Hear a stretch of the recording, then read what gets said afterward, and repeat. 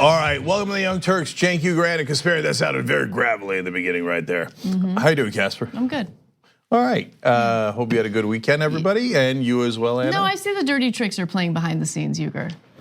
What on God's green earth? I hope you had a nice weekend. Is dirty tricks behind the scenes? No, I see your dirty tricks using that, tyt.com/Cenk URL everywhere you can, and it's unacceptable. I don't even know what you're talking about, No, like I on did Twitter? Because you did all sorts of Facebook things over the weekend. I did Facebook Yeah. things. Well, look, if you worked as hard as I did, I guess that you would get to do those things as well. I don't know. Do you guys see the abuse I get from this guy? Unacceptable. tyt.com/Anna. Cenk. Okay, two can play at that game. Stick it to the man. Okay. Help me stick it to the man. All right. Yeah. So actually, we got an amazing show for you guys. The first two stories are amazing. The second one we're gonna do it's an absolute must watch, but we're gonna get to that in a couple of minutes, so don't worry about that. And then Trump's drain continues. The fight between progressives and corporate Democrats also continue. Super relevant. We have new numbers on how well the different Democrats in the presidential race are doing in Iowa. Super important. All that we're gonna get to in a little bit, but we are doing a membership drive. It's almost over. There's only 2 weeks left, and we're trying to get to 40,000 by the end of the year. We actually had a pretty good weekend. Let's see where we are right now. Okay, 39,341. Oh, we're so close. Okay, guys, I think we're almost there. So everybody sign up through tyt.com/Cenk. And we'll get it over the top, okay? Look at this guy, look at this guy. So, Casper, you have I know. Well, it's these guys, the daily abuse I get from them. Oh, please. Okay, anyway, you have demoralized others, Anna, with your lead in this competition among the hosts to sign up people, but not me. I don't get demoralized easily. I've got 2 weeks left. Let's sprint. Because you're honestly the only person I want to demoralize. As Ben once famously said to you in a race that we had, you cannot intimidate the intimidator.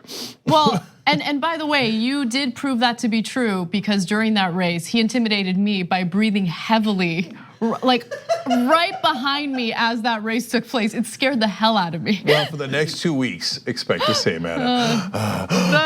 Mouth breather. Come on, founding the company should be worth something. tyt.com/Cenk. Okay, Yes, for yes. Anyway, okay. So, all right. So we're also doing the Amplify program. This is all part of the same membership drive. And we've got a whole bunch of new things for you guys on Amplify. I'm gonna read names in the next section for all the people who participated over the weekend and today. But we decided to put out some podcasts. And those are actually a lower number. So that's the only ones we're doing for under 1,000.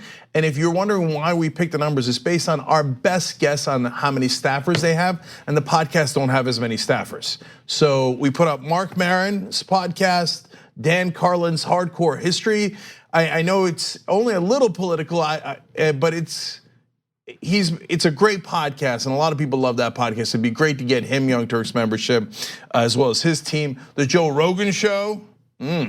Interesting. He recently had Lawrence Lessig on his podcast, which I appreciate him doing that, because it's important for people to understand, the corruption that takes place in politics, and obviously Professor Lessig does a great job explaining all that. Yeah, and so look, Rogan has a lot of right wingers on, but he does have left wingers on as well as Lessig, Jimmy Dore, Kyle Kulinski have all been on recently.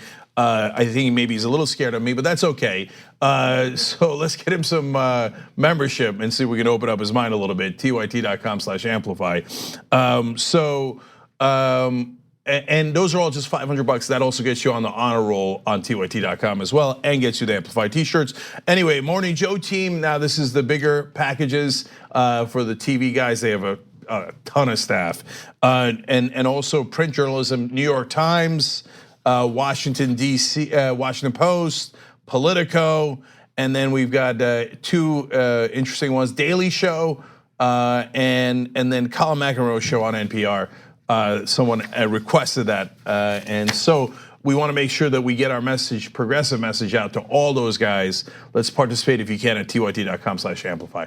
Okay, so lots of amazing news to get to. So let's start, and I'm going to take the first story. Okay, so Just Democrats are working with a number of other progressive groups to bring you a wonderful program, and that is to get some of the best and hardest fighting progressives onto some of the most important committees in the House.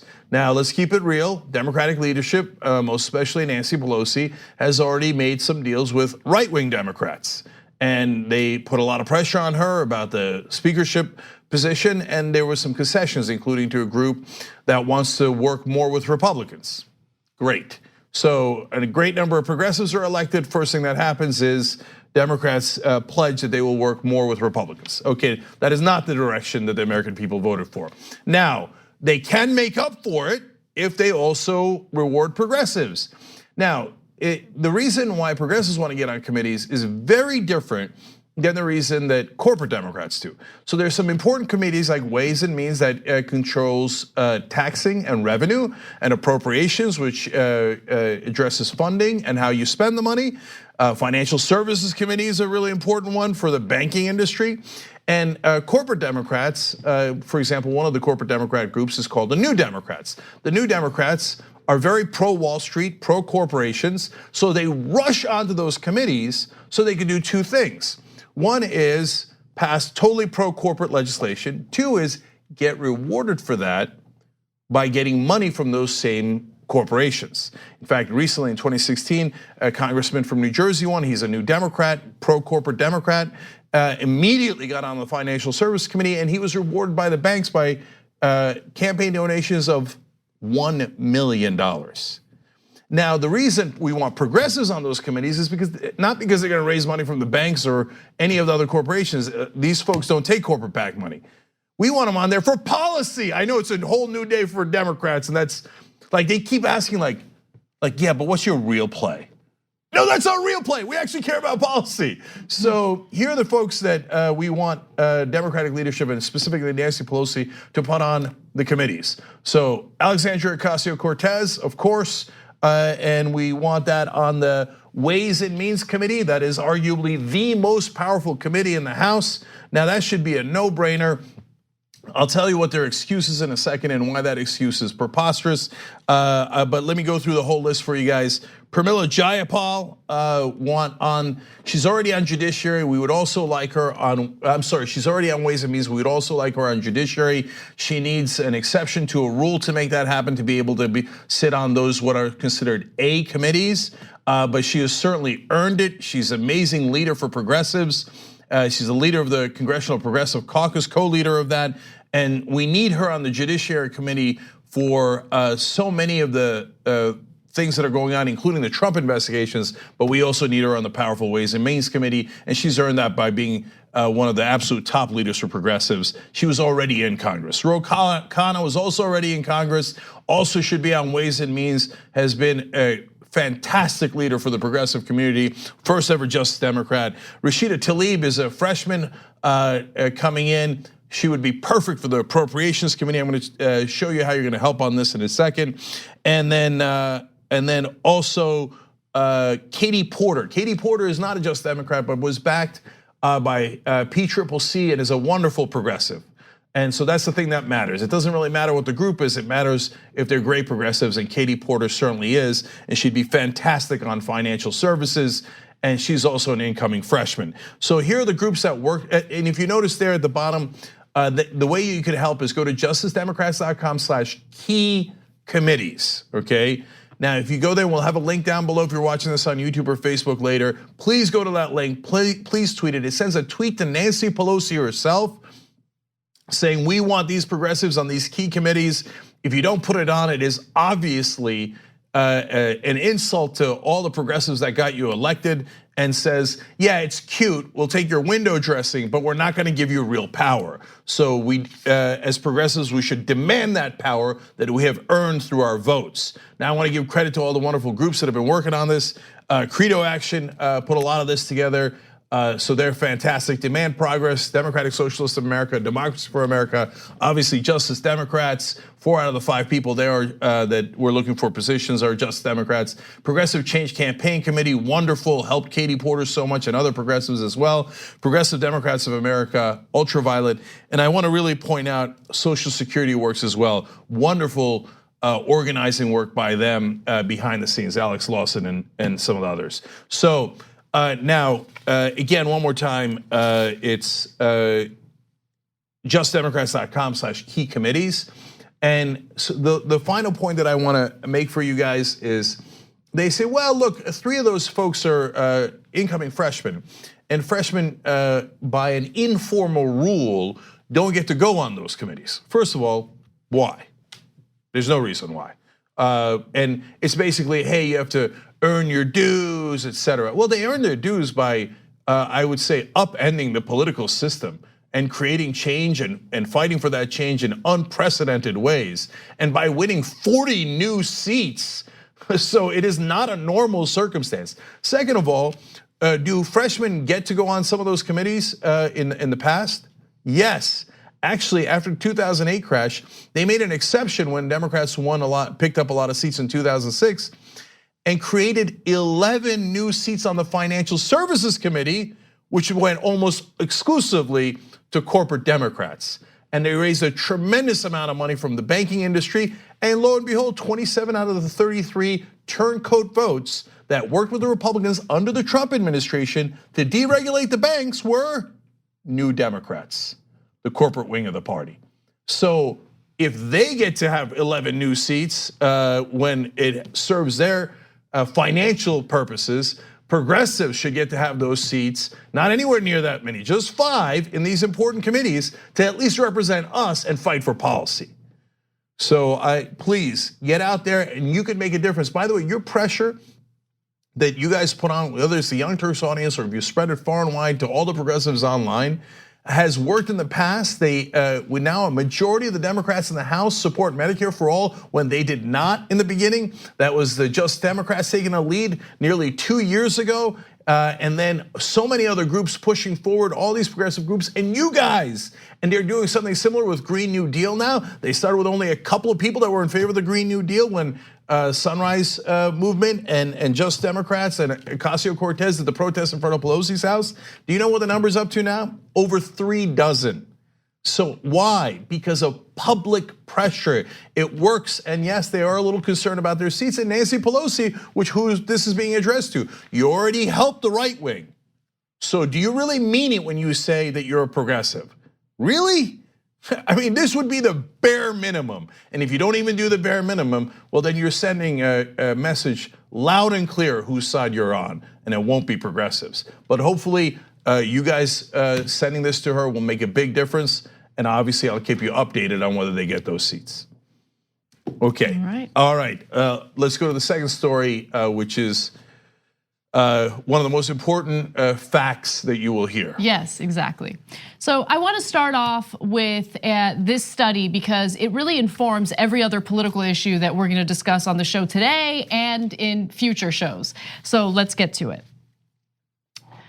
Political scientists from Columbia University and UC Santa Barbara wanted to look into senior congressional staffers to figure out whether or not these staffers, these very people who set the legislative agenda, really understand the pulse of the people. Do they really understand what their constituents want? And through this study, the political scientists found that actually there's a huge disconnect between what these staffers think and what their constituents are looking for in terms of policy. Now, senior staffers tend to believe that voters support much more conservative policies than they actually do. The stunning misperception can largely be explained by the disproportionate attention lawmakers and their aides lavish on donors and special interest groups. So since these lawmakers and their congressional aides spend so much time fundraising, they're in this bubble where all they hear is what the donors want, what the donors are pushing for. And unfortunately, that not only corrupts them, but it also misinforms them about what their actual constituents want. So in August of 2016, the authors sent out a survey to the chiefs of staff and legislative directors of every House and Senate office. They targeted these senior officials because they play a crucial role in the policymaking process, connecting the preferences of constituents with members of Congress. Now, after the staffers filled out this survey, the authors compared the aides' responses, according to the Washington Post, to actual district-level public opinion on the issues, as measured by large national surveys like the Cooperative Congressional Election Study. All right, so here's what they found. In none of the 5 areas are staffers estimating their constituents' preferences for any degree of relative or absolute accuracy. Legislative aides in Republican offices were particularly bad at estimating their constituents' support for various policies. Now, in the beginning of that graphic, it talks about the 5 different categories or policy positions. Those policies include repealing the Affordable Care Act, minimum wage, some of the major issues that we talk about quite a bit on this show, enacting universal gun background checks, regulating carbon dioxide as a pollutant, and investing $305 billion in infrastructure. So those are the issues that they were surveyed on. And again, the staffers completely conflicted with what the constituents wanted. So super important part of this is in which direction did they conflict. So you're gonna get a little bit of both sides do it here in one case, but some stunning part of this will be clear. Because if you say in the beginning, hey Jake, this is not the most interesting story I've ever heard, and earlier in the live show you declared it's going to be one of the most interesting, and that one you'll want to forward to friends and family, etc. Right? The fact that they don't know what their constituents want is to some degree unsurprising, but the direction in which they're wrong is the most important part. And that part is to others potentially very surprising. If you watch the Young Turks regularly, probably not, but it's really gonna confirm for you through data what we have suspected and feared about Washington. So it appears that staffers, particularly Republican staffers, overestimate how conservative their constituents are. So I'll give you some specific examples. On the question of gun background checks, staffers in Republican offices underestimated public support by a whopping 49 percentage points. Democrats underestimated too, though, by 11 percentage points. All right, so 2 things there, right? All that the Republican staffers ever hear is gun control is terrible, nobody ever wants it, etc. That's not remotely true. Depending on how you phrase the question, it sometimes gets into over 90% of Americans want some federal background check. One famous poll was 93%. Now you think Republican staffers think that 93% of their constituents want federal background checks? No, in their world, they're surrounded by the NRA and extremists and lobbyists, and that's gonna be a huge part of this in a second. And they go, oh yeah, no way. I mean, maybe at most half want gun control. No, that's not true. An overwhelming majority want it. You can't, I mean, being off by 49% is preposterous. It's ridiculous. But notice that the Democrats are off by 11%, but in the direction of the Republicans, not in their own direction. That will be a consistent theme here. A consistent theme with the exception of the Affordable Care Act, which we'll get to in just a second. But one thing that I wanted to point out in terms of my own read of this and my own perspectives prior to reading about this, I always just assumed that our lawmakers and their staffers knew what the public wanted, but voted against them anyway because money talks and that funding from the donors is just too alluring. Like, how are you gonna turn that down and listen to your constituents? I mean, that's unheard of in a corrupt political system like the one we have right now. But no, it turns out that we're all products of our experiences and the bubbles we live in. And this is the bubble they live in. They live in that donor bubble. They spend no time communicating with their constituents. So if they don't have that communication, how are they gonna know what the public wants? I mean, we sit here and we talk about public opinion polls. They don't even take a step to look into those very polls that we report on. They don't care. But we do often talk on the show about the Washington bubble, and so a lot of it is reinforced by the donors and the lobbyists, as Anna's pointing out. And that is, I mean, we're going to give you all the numbers. It's consistent all throughout. Democrats do not lean in the direction in a leftward direction for the staffers, except for Obamacare, and I'll explain why on that too. On every other issue, they lean to the right. They are incorrect in thinking that their own constituents are more right-wing than they actually are. They're not right-wing. So part of it is the overwhelming majority is lobbyists and donors, but also they turn on TV. What do they watch? They only watch cable news, and they turn on cable news, and every anchor tells them country center right. Don't worry about the polls. The polls are nonsense. Worry about what the establishment thinks, what conventional wisdom is. Now you say, hey, Cenk, is that really fair? Do cable news really ignore polls? All the time, all the time. Medicare for all polls at 70%. You never, ever hear that on television. On television, you hear it's a fringe idea, it's a radical idea, it's a new idea. It's an idea that a couple of young progressives that just won elections are in favor of, but the mainstream is not in favor of that. They will repeat that over and over. By the way, Washington Post, New York Times also says the same thing. So they look at, and then when you get to the polling of the different candidates, they'll look at a poll that shows Bernie Sanders leading, and they'll say, no, he's not. What do you mean that he's not? I remember them doing this all the way back with the public option under Obama.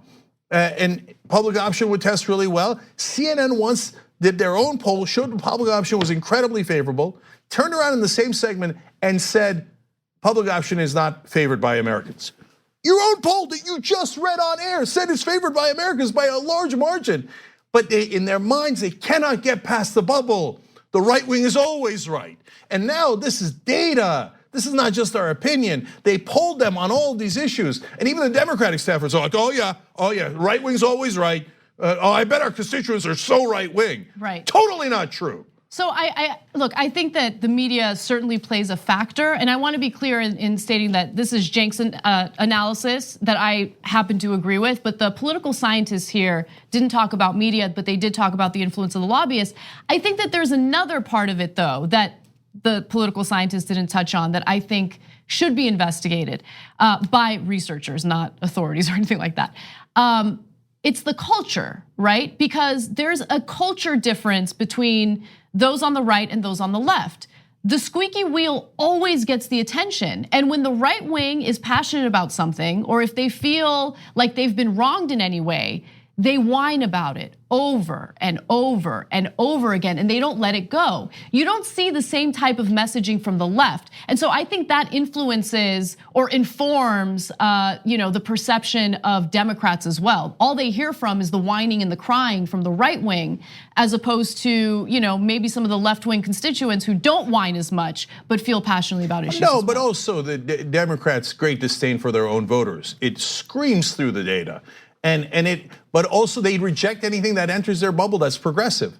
They say, oh, no, our progressive constituents, progressive organizers, progressive, media, to be dismissed. No, we reject them. I don't know if they're rejecting. I think that they just underestimate them. Do you see what I'm saying? I think they love the money. And it's convenient for them to reject progressives because they don't lean towards the money, they lean towards policy. In fact, we have a stunning admission at the end of this story. Yeah. Don't miss that admission either, because at least they were honest about it. I'm surprised at how honest they were, but let's give you more of the facts. All right, so when it came to the Affordable Care Act, that was the one category, the one policy where Democrats actually didn't overestimate how conservative the country is. Democrats underestimated support for repealing the Affordable Care Act by 24 percentage points, while Republicans overestimated support by 10 percentage points. So again, this is the one area in which Democrats actually leaned to the left in terms of their perceptions of what the public wants. Now, my analysis for why that is the case is, there was a lot of lobbyists that went and told the Democrats, oh yeah, they're gonna love the mandate. And you just make them buy private insurance and then let us raise the rates on them any way we like. They're gonna love it, they're gonna love it. So Democrats are like, oh, our constituents love the Affordable Care Act. The parts that allow the private insurance to still rule over us, they apparently are in love with that part. Oh, we can't negotiate drug prices. My lobbyists tell me that American people love that, so that's part of it. So in that case, it's still the lobbyists and the donors, just they happen to be on the Democratic side there. Mm-hmm. And if they turn on MSNBC, MSNBC has got their pom-poms on and they'll be like, Affordable Care Act, the whole country loves it. They love every part of it, right? That's just not true. They love certain parts of it. Look at the polling, look at the actual polling. Why are we more, I would argue, consistently right on our political prognostications? It's not just because we're more progressive and the country's more progressive, it's that we actually can read a poll in an unbiased way. And so people have been saying, while it was being formed and after it was formed, that they are still concerned about the prices in the Affordable Care Act. But Democrats are like, nope, I don't see it. I don't see it, right? So that's the one time that that Democratic staffers are theoretically more progressive, although I would argue that that's not a more progressive position. I bet if you polled those same staffers on Medicare for All, they'd be massively right-wing compared to their constituents, right? Because they did not get any lobbyist or MSNBC pressure on that. But even if you concede that, 4 out of the 5 areas that they tested, the Democrats, again, were not wrongly estimating to the benefit of progressives. They were wrongly estimating to the benefit of Republicans and conservatives. I'll give you one more example for you, carbon dioxide regulation. Republicans underestimated public support by 20 percentage points. They're like, oh, the public doesn't want that. No, the public definitely wants it. But even Democratic staffers underestimated by 5 to 9 percentage points. Why? Because they live in Washington, and Washington is a million times more conservative than the rest of the country. That's right. Now, look, the criticism toward Democrats, I think, is warranted, but I don't want anyone to make the mistake of thinking that Democrats and Republicans are exactly the same when it comes to this issue, because they're not. So the political scientists also mentioned that overall, aides in Democratic offices better understood public opinion in their districts by a margin of about 13 percentage points. So they're still corrupt. They're just not as corrupt as Republicans are, but we want all the corruption out. Yeah, and isn't that the point we always make for you guys? Look, if you're saying which party's more corrupt, it's super clear and the data indicates it. The Republicans are, the ones, and which party matches the ideology of the country? Well, the data is super clear. It is not the Republicans or their staffers, okay? So on the other hand, it doesn't mean the Democrats have it just right, like you hear on MSNBC. They're wonderful and they're saints and they never do anything wrong. No, they are too conservative. And so and on television and again in the mainstream press, Washington Post and New York Times, they will frame it as, hey, when the Democrats are wrong, they are too far to the left. That is not true. They are too far to the right of the country and their constituents. Please, for God's sake, journalists and editors all across the country, invest in someone who could read a poll. It's not that hard. Anybody can read it. It's just numbers. And now I want to get to the last 2 parts because I think the last admission is maybe the most remarkable. So I'll read here from the next part. Aides who reported more reliance for policymaking on business-oriented interest groups had a poorer understanding of constituent preferences than did aides who relied more on groups drawing their membership from the general population. So if you listen to, let's take 2 examples, a group that represents the oil companies like ExxonMobil, you would be more wrong about where your constituents stand than if you listen to the Sierra Club, which largely has members from the actual public, okay? So, and that could apply to liberal or progressive groups. The bottom line is, if you're listening to multi-billion-dollar corporations, they're not going to tell you what Americans believe. They're going to tell you what they believe. And they're going to pretend that Americans also believe that because they are lobbyists. They are lobbying for that position. You're not supposed to be stupid enough to believe them. But it isn't about stupid. It's about money. They come with checks. You don't come with checks. They come with checks. So here comes the stunning admission. In fact, 45% of senior legislative staffers report having changed their opinion about legislation after a group gave their member a campaign contribution. This is this isn't, the researchers making an assumption, or this isn't their perspective. This is based on the own admissions by these senior staffers in this survey. They admitted it. And remember, 45%, that's just the people who admitted it. That's a shockingly high number for the people who admitted it. The real number is way, way higher. So only 45% had enough temerity to say to a pollster, oh yeah, they came in with a check and then I changed my opinion and so did my representative or your representative. Isn't that funny? No, they were representatives of Chamber of Commerce, right? When they came in with a big check, we all of a sudden decided, you know what? I think the American people love climate change. I think they love the idea that the earth warming up and all of us getting flooded out and extreme fires and storms. They love that idea because ExxonMobil just gave me a lot of money to tell me that they love that idea. So, wow, if 45% admit it, it's probably 90% who do it. And this is exactly what's wrong with the sickness of this system. This is corruption 101. So if you don't end the private financing of elections, you will never fix the system. The right wing will be monstrously right wing and monstrously wrong about where constituents stand, and the Democrats will be too right wing. And that is exactly the reality that we have lived for these past couple of decades. And the reason is not because they actually changed their mind, not because, oh, golly gee, they calculated wrong. No, the reason is because they took the money. They got bribed to be quote unquote wrong. It's wrong for you, it's right for them. If you do public financing, they might actually listen to the public interest. If you do private financing of elections, they will always work for private interests and against you. Look, I happen to think you should join Wolfpack to get the money out of politics. We need an amendment. We need to go above the Supreme Court. This is when we need to go all in. If we don't fix this, nothing gets fixed. But by God, join any group you like. But you have got to get into the fight. If you don't fix this, they're telling you, they're rubbing it in your face. They're saying, yeah, of course, I got a check. That's why I do what I do. Like I would listen to you in a democracy. I'm not gonna listen to you guys. I'm gonna listen to the donors. Don't let them get away with it. wolf-pack.com/join. Get in right now and make a difference. Oh, you're gonna leave the tease to me. You're gonna leave it to me. Oh, you know what?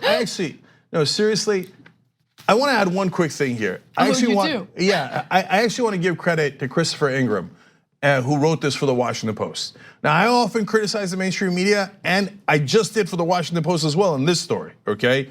But we always give credit where credit is due. This is a wonderful story. It's not being picked up by almost anyone else, but Ingram deserves tremendous credit for, all he had to do was find it. It's not that hard, but he's the only one doing it. He's actually written a great number of stories that were actually fair and accurate. So you should give him credit for that. And you should give credit to Washington Post for at least running this story. Yes. All right, let's take a break. When we come back, we're gonna give you all the details on the federal judge's ruling on striking down the Affordable Care Act. What does that mean for you? And later on, we will discuss a possible government shutdown by the end of this week. And like I said, we're gonna get to the polling on the progressive candidates for president, and CNN does it again. I mean, they look at the poll, they show you the poll, and then they totally ignore it. Okay, we'll show you that later in the program. All right, back on the Young Turks, guys. Lots of wonderful updates on Amplify. Let me just get through it. Jeff Manser from Brooklyn, $500 goes on the honor roll. Thank you, Jeff. Really appreciate it. Adriana Cassell from Rhode Island, $150. Everybody giving $150 gets the Amplify T-shirt. It's powerful. It's awesome. We'll all be getting it soon. Gabrielle Gray from Massachusetts, $150. And when you give $150, it's 3 members. We need to talk about a relatively new show called the Republic, or UNFTR. As a Young Turks fan, you already know that the government, the media, and corporations are constantly peddling lies that serve the interests of the rich and powerful. But now there's a podcast dedicated to unraveling those lies, debunking the conventional wisdom. In each episode of On the Republic, or UNFTR, the host delves into a different historical episode or topic that's generally misunderstood or purposely obfuscated by the so-called powers that be. Featuring in-depth research, razor-sharp commentary, and just the right amount of vulgarity, the UNFTR podcast takes a sledgehammer to what you thought you knew about some of the nation's most sacred historical cows. But don't just take my word for it. The New York Times described UNFTR as consistently compelling and educational, aiming to challenge conventional wisdom and upend the historical narratives that were taught in school. For as the great philosopher Yoda once put it, "You must unlearn what you have learned." And that's true whether you're in Jedi training or you're uprooting and exposing all the propaganda and disinformation you've been fed over the course of your lifetime. So search for UNFDR in your podcast app today and get ready to get informed, angered, and entertained all at the same time.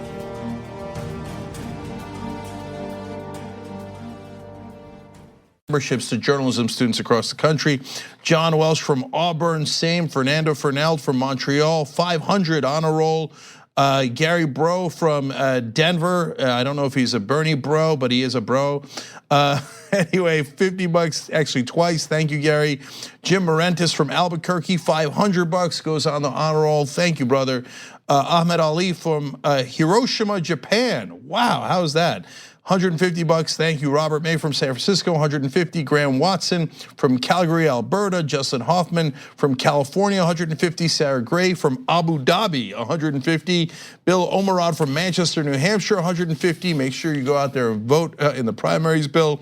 Sam Weddington from New York at $150. And get a load of this, Paul from Dallas, Texas. Boom, already bought Dan Carlin's podcast, $500 goes on the honor roll as well, and gets the t-shirt. So Paul, thank you, brother, really, really appreciate it. Dan Carlin will now get Young Turks membership. Trevor Campbell, $50, thank you, Trevor. We super appreciate every donation there is. So still Rogan's podcast, Mark Maron's and others up there, and also Morning Joe, New York Times, Washington Post, etc. In fact, let me just read this. The Hippie Shake writes in the member section, the fact that Rogan has right-wing guest listeners as well as left is exactly why we should amplify his show. If we only amplify our message to progressive figures and shows, we only create an echo chamber and don't change minds. So I agree, that's why we have a lot of these folks on there. Morning Joe definitely needs a progressive message, as well as Politico and some of the others. Last comment, Jeremy Kohler says, I finished my first semester of law school last week and was taking a much needed nap this afternoon. By the way, congrats, Jeremy. I woke up 5 minutes before the show as if my body knew I needed to see Anna and Cenk throw down over the membership drive. Made my day. And Jeremy, I'm sure, of course, you're telling all your friends like a good American to sign up under my name, TYT.com/Cenk. Okay, guys, couple of extra things for members. Tonight, we've been promising you Hostmates, and we're gonna have Hostmates for you. Oh, it's tonight. It's tonight that they can watch it. Okay, actually, Tonight is the night of love. We actually have not seen the final product either. Okay, I'm just gonna go past that. Okay, singing should deduct points from the Together membership drive. forever is never enough. Okay, so, all right. Well, luckily on Hostmates, Anna and I were actually on the same team. Yes. Otherwise, there might have been violence. Anyway, we'll show you a clip of that real quick. Welcome to Hostmates Marijuana. Marijuana! Yes! I want to say boobs. This is so inappropriate. You know what we call this? Overconfident. I love watching them bicker. It's so good. He's claiming that he knows Turkish better than I do. What is happening right now? She talks about musicians that I swear she's making up some of the names. She doesn't see this part of the show, right? She can if she's a member. Okay. In my experience, you've said, this is a great outfit. I'll tell you who bought it. Your name's Michael. I am, yeah. I'm a millennial black woman. The minute it starts, I want to win so bad.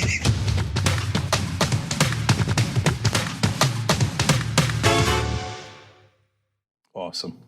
All right, look, you can do tyt.com/join to become a member, but I keep forgetting to tell you guys, we still have tyt.com/holiday, so you can get a week free trial. So get a free trial for a week, and you can check out Hostmates, which is dropping tonight. And then lastly, tomorrow, the second hour of the show will be just for members. So it's a membership drive. We hope that you get good value out of the show, and we want to provide extra value for the members. So please, tyt.com/join, and second hour will be just for the members live tomorrow. Okay. All right, Anna, what's next? All right. Last Friday, on the last day of open enrollment, a federal judge out of the state of Texas struck down the Affordable Care Act and deemed it unconstitutional. Now, according to the New York Times, the federal judge struck down the entire Affordable Care Act on the grounds that its mandate requiring people to buy health insurance is unconstitutional and the rest of the law cannot stand without it. So this is important to keep in mind. The fact that congressional Republicans successfully repealed the federal mandate, which essentially forced individuals to buy private insurance or they would get penalized later. Now, in doing so, in repealing that part of the Affordable Care Act, that kind of opened the doors for a federal judge like this one to deem the law different and therefore unconstitutional. And the reason why I say different is because the Affordable Care Act has actually withstood several legislative challenges, and the Supreme Court has upheld the Affordable Care Act on 2 different occasions.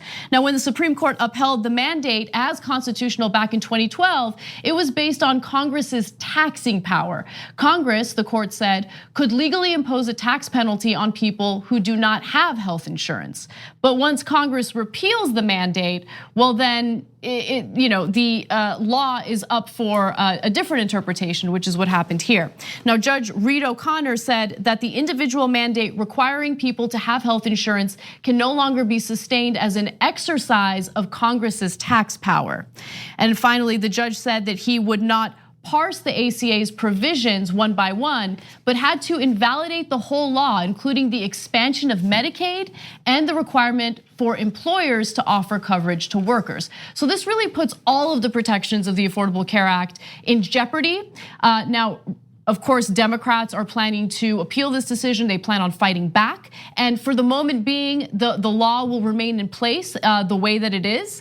However, if it goes to the Supreme Court and the Supreme Court strikes it down, that means no more protections against private insurers dropping you for pre-existing conditions, no more caps for out-of-pocket expenses. Your children can't remain on their parents' insurance until the age of 26 anymore. So there are all sorts of protections that made the Affordable Care Act a mixed bag. Now, it forced you to buy private insurance, which is a huge downside, but the protections would go away if the Supreme Court strikes this down. So I want to be clear about this because unfortunately, as usual, the rest of the media won't be. But the first part they're clear about, the second part I'm worried about. So who wanted to take away all these different provisions?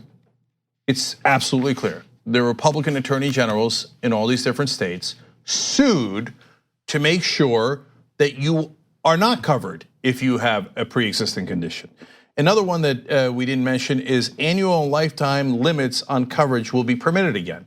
So if you have cancer, but your insurance has a limit, 250,000, 500,000, $1 million, whatever it is, and your surgery is taking too long, your chemotherapy is taking too long, your treatment overall is taking too long. Oh, well, it costs too much money. Well, what happens after that? I ran into my lifetime cap, so what happens? Well, what happens next is you die. We don't give you any more money, and you go ahead and die. That was the old system before Obamacare. Now, the Republicans said, we want to go back to that system.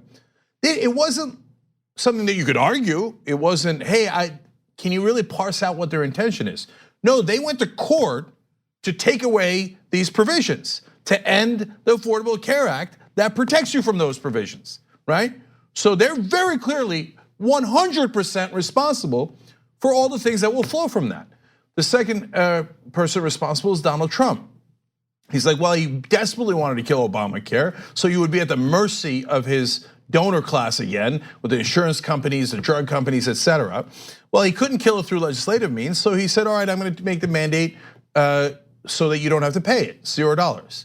Now that could theoretically be a good thing, but he knew the trick, and not him personally, of course, he's an idiot, but his staffers did.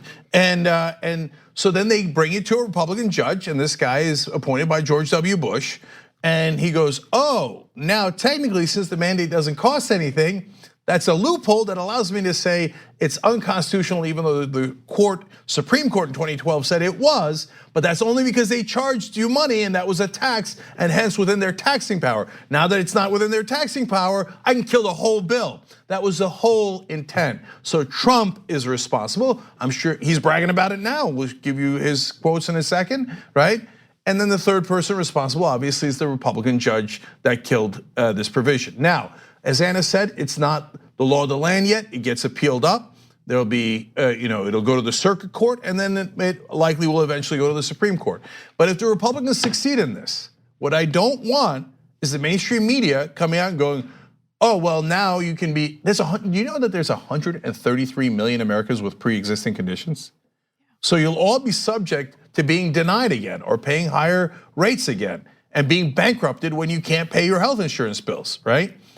And then when we know who did it, it will be 100% because of the Republicans. The media will go, I can't tell, I don't know. Later, Trump said that he wanted to protect you from pre-existing conditions. He didn't, he did the opposite, but he said it, so I'm gonna say he said, she said. No, there's no he said, she said here. The Republicans, they should own it. Look, I was gonna say they're guilty, but if apparently they don't think they're guilty, they're celebrating today. Let's note all the people celebrating today that you might have to be denied again because of a pre-existing condition, that you might have a lifetime cap, and all these monstrous provisions are coming back. And all those Republicans are celebrating on rooftops today. So they might be celebrating privately, but publicly, many congressional Republicans are remaining quiet because they understand how unpopular this really is with the American people. Now, that's not to say that the American people love the Affordable Care Act, but if you look at the specific protections that it offers, of course the public loves that. I mean, and look, this is a testament to what happens when you pass legislation that's flimsy. And what I mean by that is, look, Democrats got the messaging wrong. Democrats got the policy wrong because, again, it was a huge handout to private insurance companies. It was complicated, it was difficult to understand. We work in this industry. We read about this stuff every day. We research this stuff every day. I still didn't know about every protection that the Affordable Care Act gave us. I'll give you an example. I didn't know that there were caps on out-of-pocket expenses, right? And so I didn't learn that until this year when my husband had surgery. The surgery alone cost $40,000. That's what the doctor charged. That's not including anesthesia, right? But there's a cap on how much I pay out of pocket thanks to the Affordable Care Act. If it weren't for that, I don't know how much I would have ended up spending out of pocket. So that is a protection that's important for a lot of people, myself included, right? The protections for pre-existing conditions, all those things needed to be messaged more effectively to the American people. But you know what? If Democrats are terrible at messaging, which they are, they could have gotten in front of this issue by just passing universal health care, by fighting for universal health care. That way you don't leave the door open for Republicans to come in and slowly but surely dismantle your big shining achievement. Yeah, so look, we're fair here. We criticize Democrats and Republicans, but for the things they should be criticized for. And we do not call it even just because there's a neutrality fetish or that Republicans or someone else is going to yell at us. We don't care about that, so we care about the facts. So the Affordable Care Act has problems. It does not have adequate price controls. It's what we said from day one. From day one, we said it should have had a public option. Now we believe Medicare for all is the right option. And you know what? If you Republicans, you're celebrating taking away Affordable Care Act. If this ruling holds, be careful what you wish for, because progressives 100% will fight for Medicare for all next, and we pulled the Democratic Party in that direction. Already 70% of the American people agree with us, so we will get you much better protections than what even Obamacare offered. But if they say that the Democrats and Republicans, you cannot tell who was for denying you based on pre-existing conditions, the caps and all the things that we've outlined here. If the press makes that mistake, which they often do, that's nothing but aiding and abetting a lie and Republican propaganda. For all the criticism we lay on the Democrats, they definitely were for these provisions. Yes. No ands, ifs, or buts. So if you like those provisions, they should get all of the credit. Almost every Republican voted against it, has tried to repeal it over 50 times, and now use this trick in the courts to try to take it away from them and are now celebrating that you're now going to be subject to over-the-top, insane, what they call free market capitalism, which is go ahead and die on a street corner and we don't give a damn about you. One final thing I want to add to this story is commentary, essentially, by Politico. They wouldn't deem it commentary, but it is. So this is an article written by Caitlin Prisco, and toward the end of her piece, she says the following. Let's go to graphic 38, please. Democrats who grabbed 40 new seats in this year's midterms, in large part by relying on a message of healthcare, have not shown an appetite for crafting a new law, vowing instead to fight Friday's ruling. So Caitlin, you write for Politico. As a political reporter, you should do a little research because there are Democrats, many of whom are freshman Democrats in Congress who are fighting for a different type of healthcare law. It's called Medicare for All, and you should look into it. I mean, how do you not know that?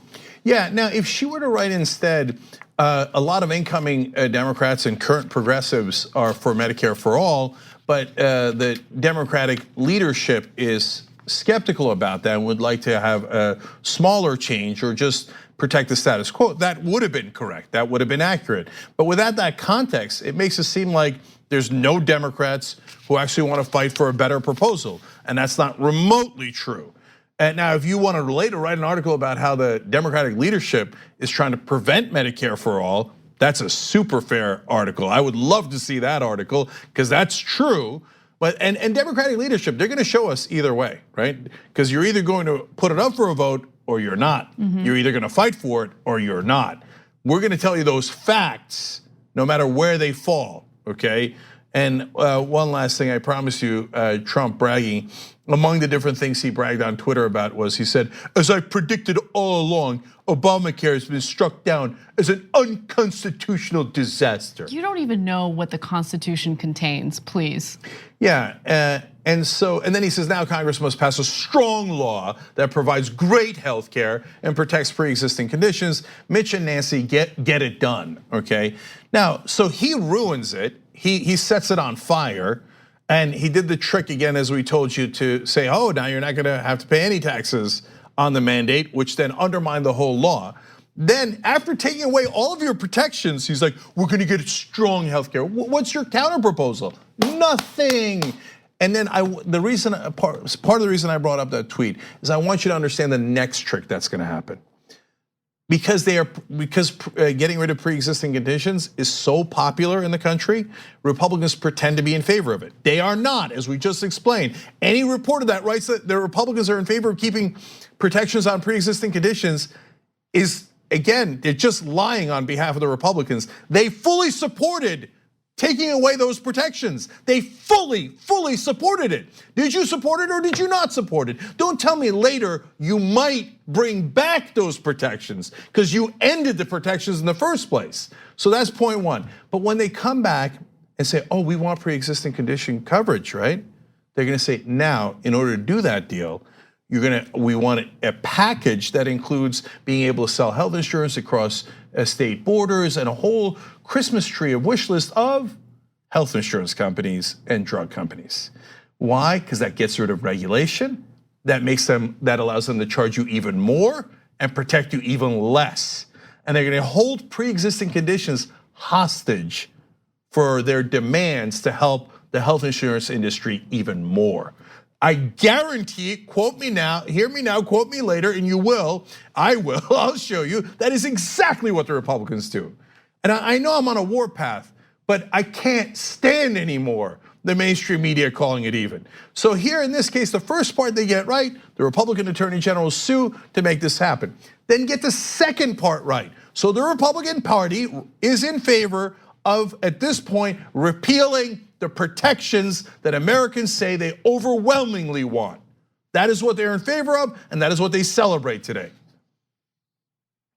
We have to take a break. When we come back, we're gonna talk about a possible government shutdown by the end of the week and what Stephen Miller has to say about funding for the border wall. We hope you're enjoying this free clip from the Young Turks. If you want to get the whole show and more exclusive content while supporting independent media, become a member at tyt.com/join today. In the meantime, enjoy this free segment.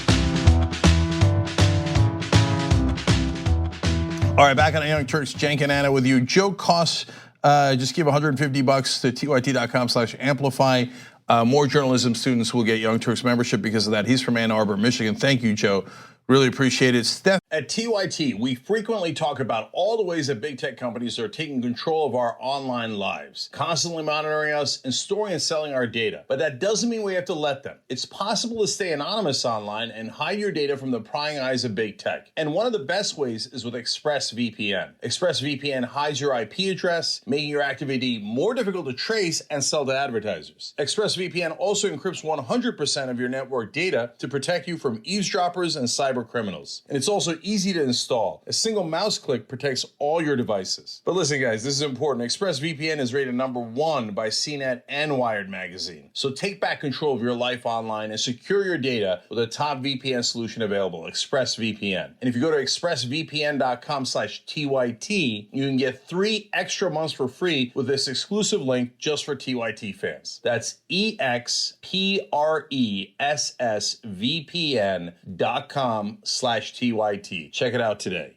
Stefani Giacopazzi from Santa Cruz. That's a pretty gave cool name. $150. Okay, no, that's an awesome name, Stefani Giacopazzi. Okay, so Santa Cruz, California, $150. You get a T-shirt as well. Thank you so much. And now let me go to member comments. Meg says, "Damn, as a recent cancer survivor, I hope I keep my health insurance until President Sanders signs Medicare for All into law." Man, we're gonna go back to the dark ages. If it goes to the Supreme Court and they take it away, there's gonna be chaos. So anyway, Ruth M says, "No doubt that these folks are required to purchase auto insurance in their states, but think nothing of it. So what's the difference?" Yeah, I mean, were the Republicans all up in arms about having to buy the government makes you buy car insurance? It's unconstitutional. No, there was no money in that, so they never cared. They don't care now. No judge in Texas ruled that unconstitutional. Total horse crap. In fact, Billy Runaway in Twitter says driver's licenses are now deemed unconstitutional. At least the car insurance part is. Yeah, I don't know. Are they going to do anything about that or no? But here's my favorite comment of the day. Mr. Hat and Clogs from the member section says, "Our family had our annual Christmas party this past weekend. They're mostly conservative, so I figured, what the hell? Why not wear my new TYT ugly sweater?" Okay, and it says, "Best decision ever." Okay, now I do object to calling it an ugly sweater since my face is on it. Was that the intention though, to make it an ugly Christmas sweater? I believe so, yeah. Okay, Yeah. nailed it. They were the worst. I know. I wore it to a holiday party with my wife's friends and my friends last night. Sure, she loved that. Yeah, no, she did because it was you were supposed to wear an ugly sweater. Oh, okay. Okay, and they were like, mission accomplished. No, look, it's fun. It says ho ho home of progressives. It has me and a Santa thing. But Wendy's friends, my wife's friends, were like, "I want one." Okay, they're like, "Where do I get one?" I said, shoptyt.com. Which, by the way, speaking of which, Random Panic holiday sale today. 20% off of everything right now on shoptyt.com. You got to use the code HOLIDAYS. Okay, use the code HOLIDAYS. You're gonna get 20% off of everything, including that wonderful, beautiful sweater with my face on it, okay? And last thing is YouTube Super Chat. Luck Dragon says, "I'll never understand how anyone can't support single payer coverage. My 1-year-old nephew had heart surgery 1 month after birth and is partially deaf. Screw the GOP and corporate Dems if he loses coverage." I mean, look, you should be mad. You should be irate if you got a 1-year-old, a 1-month-old, and that their lives are in jeopardy because they wanted to play these games to help health insurance companies keep on robbing us. You know, Canada pays half of what we do. Half, and they have better coverage. So our system is sick. And if we let people die in the streets like we're doing today, and it would be even worse if you took away the Affordable Care Act, it's monstrous and it cannot stand. You should vote them all out of office. Okay, and by the way, on the tweets, the campaign to let Nancy Pelosi know that we want certain progressives in key committees, it sounds complicated. It's not. You just go to justdemocrats.com/key committees, and all you can do is press yes. You put your email in, you press yes, and it sends a tweet for you. And that's all you got to do is send a tweet. So it's super simple. I hope you take part in that. All right, Anna, what's next? We are set for a partial government shutdown by the end of this week if congressional Democrats and Donald Trump refuse to come to an agreement regarding the $5 billion Trump demands for the border wall. Now, this debate over the spending bill appears to be a bit of a game of chicken that I'm hoping that congressional Democrats win. But nonetheless, here's Stephen Miller, one of Trump's advisors on CBS, talking about how he does not plan on budging and Trump certainly doesn't plan on budging. Take a look. We're going to do whatever is necessary to build the border wall to stop this ongoing crisis of illegal immigration. And that means this is a very, if it comes to it, absolutely. This is a very fundamental issue. At stake is the question of whether or not the United States remains a sovereign country, whether or not we can establish and enforce rules for entrance into our country. The Democrat Party has a simple choice. They can either choose to fight for America's working class or to promote illegal immigration. You can't do both. So that's Stephen Miller doing what Stephen Miller does. He hates immigration, specifically immigration from countries like Mexico, Central American countries. But it's not surprising to hear him say any of this. I just really wanted to show you the clip because of his hair. And look, we're gonna talk about the spending bill in a second. But why did he think that was a good idea? Did he really think he was gonna pull a fast one on people? Yeah, I don't know. Maybe he just wanted to look like the monster that he is. No, but it didn't help him at all. At all. It only hurt him. And I didn't think it'd be possible to be uglier, but he managed. So congratulations. Anyway, let's get to the spending bill and the border wall. Yeah. So they always say the American people, never backed up by any facts, polling, or data, of course. The reality is the American people don't want to shut down, even if it's over the border wall, or in fact, specifically if it's over the border wall. But generally speaking, 54-29, they oppose a government shutdown. That's overwhelmingly on the side of don't shut it down. This jackass comes on TV, he's like, the American people want us to shut it down because it's such a central issue. Not remotely true. Yeah. Okay. Well, the American people really want the wall right away. That's also not true. Recent polls said 69% of Americans said it is not a priority that should be funded now. Over 50% said it should never be funded. But 7 out of 10 Americans say, well, if you're gonna fund it, you certainly should not fund it now. So it's not even a priority to fund in the first place, let alone to shut down the government. So everything Stephen Miller told you, as usual, is a lie. Right, and again, members of Trump's administration do this regularly. They go on various news shows and they will tell you the exact opposite of what the reality is. That's not surprising. But what's interesting is how, look, both Democrats and independents overwhelmingly go against what Stephen Miller just said right there. But what they want to do, what Trump specifically wants to do, is appeal to his base. And one of his promises, probably his most famous promise to his base, was that he was going to build this border wall. So he's hyper focused on that because it's a way of delivering to his base while also kind of deflecting or neglecting all of the other controversies that he's involved in, because it gives his base more justification to continue supporting him, right? All right, yeah, he might have broken a bunch of laws and he's under various investigations for breaking those various laws, allegedly breaking those various laws. But hey, at least he's delivering on the border wall, even though, again, it's gonna be a taxpayer-funded construction, even though he promised Mexico would pay for it. Look, there's one part that I don't agree with some of the Americans that are polled. Now, we're lucky, we're progressive, so almost every poll shows that Americans agree with us on almost every issue. So the only folks here that I have a slight beef with is the 30% say that they would blame both parties equally for a government shutdown. Now, that's an easy knee-jerk reaction to have. I don't know, there's Democrats, Republicans. I don't know any of the details. I don't care. If they shut it down, I guess it's their fault, both their faults, because they couldn't come to an agreement. That's just not fair or true. And here I'm going to defend in an ironic kind of way, the corporate Democrats, who I am normally very opposed to, but facts matter, okay?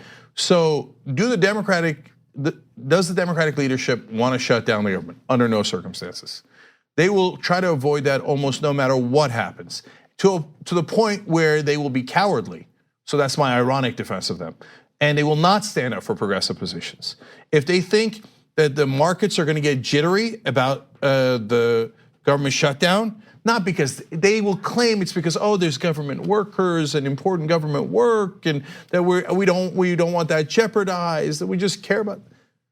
For some Democrats, that might partly be true, but overall, it's mainly because their donors have all their money in the stock market and they don't want the market to crash. So they'll like, if it gets close, they were like, last time, they're like, oh yeah, we care about the dreamers and we will stand strong for the dreamers. And Trump said, no, you won't, shut up.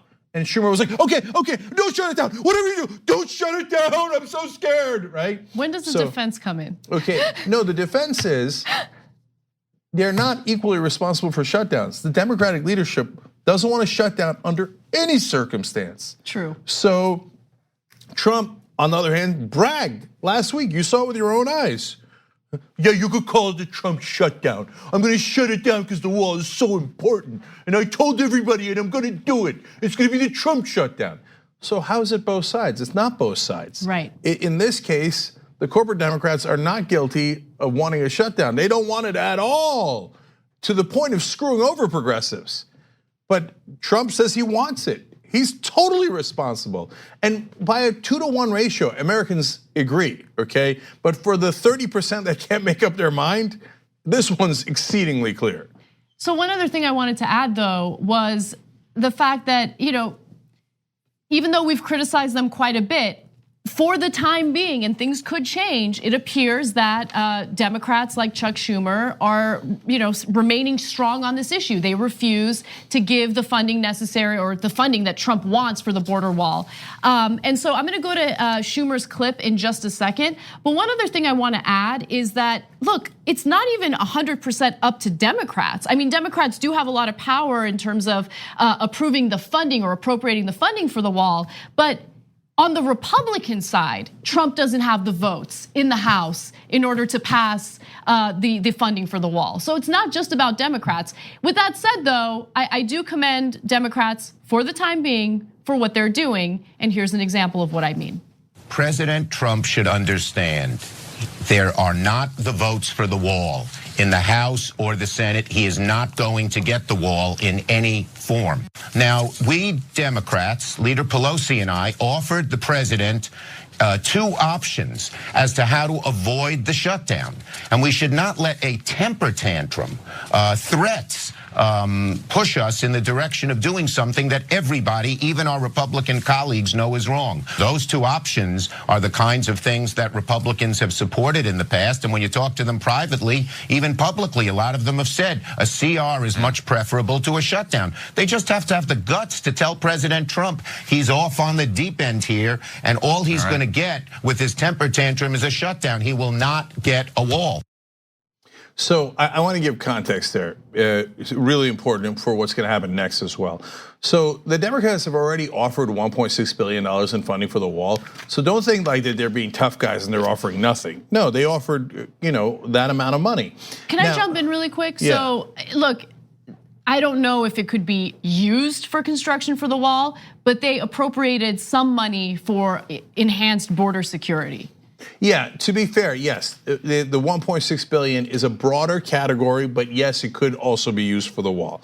Okay, so now Trump says, no, I want 5 billion. The overall cost of the wall is estimated to be between 20 and 70 billion. So it's not like Trump would even finish the wall with the 5 billion. It's just it's basically a fight for a show.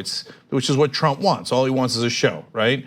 And so, hey, we're gonna do a lot of histrionics over what would be at best a quarter of the funding for the wall. And then Schumer says, hey, we want to do a continuing resolution. That's what a CR is. And we made 2 different offers, and they have. And what the Democrats want is, especially if they're gonna give any more funding for the wall, they want something in return. It's usually something that is not great for progressives, in my opinion. It's something that corporate Democrats want, et cetera, right? But if Trump offers something in return, could Schumer take it then? It's certainly possible. And as you can tell, even from that, where he's standing strong, he's still like, well, look, there are ways out here. We definitely don't want to shut it down. We're offering two different options. So if you think the Democrats are going to hold strong, let's wait and see. Let's wait and see. Okay, you're hopeful. That's crazy talk. I know. I don't know what's wrong with me. That's crazy talk. No, I am hopeful because there's a lot of tough talk coming from Nancy Pelosi and Chuck Schumer, more than usual. When it came to the last fight over the spending bill and protections for DACA, they weren't as strong, at least publicly, and they certainly weren't strong in the actions that they took. I mean, Chuck Schumer essentially just said, oh, Mitch McConnell promised me a standalone bill for DACA recipients, so I'm just gonna take his word for it. And then he went ahead and helped to pass the spending bill. Who knows what's gonna happen this time around, but something feels different. Yeah, and I'll tell you why they're more emboldened. It's because of what Anna said originally, which is Trump doesn't even have enough Republican votes in the House to pass this legislation. So it's not just the Democrats don't want the wall funding. Some portion of the Republicans don't want it either. You know why? Because it's really, really unpopular. That's why. Nonetheless, if Trump, all he has to do is offer them a little something, right? Oh, in return, I'll let you help some conservative Democrats in Indiana and West Virginia. Truman's like, oh, helping conservative Democrats. Okay, stovetop, I'm staying, but I could be wrong. We're gonna find out, okay? So we got two votes here. JR, why don't you be the tiebreaker? No, I was leaning towards Anna's, and honestly, the main reason is because Trump doesn't know what he's doing. So he's one who went out for, he doesn't know politicians don't say that I want to shut down the government. They always blame the other side no matter what. He went straight to TV, brought cameras in and said, hey, it's gonna be on me, it's my mantle. That was the first ridiculous thing he did. Even Republicans are like, so he's already served it up for him to catch the blame. So that's the first thing. They're like, oh, okay, no matter what we do, no matter what happens, we can go back to this soundbite that he got. It won't even be something that happened behind closed doors. Everybody saw it to the point where you can ask his supporters, who's responsible again? And you can say, watch the clip. That's really, I think, the main reason. He gave it to him. He doesn't know what he's doing. The art of the deal, he doesn't know what he's doing. Yeah, I hear you guys. I would just be stunned if there wasn't a moment in any negotiation where the Democrats don't surrender. All right, so we'll I see. still vote no. Let's see what happens. This will be fun. Yeah. All right. You want to take a bet?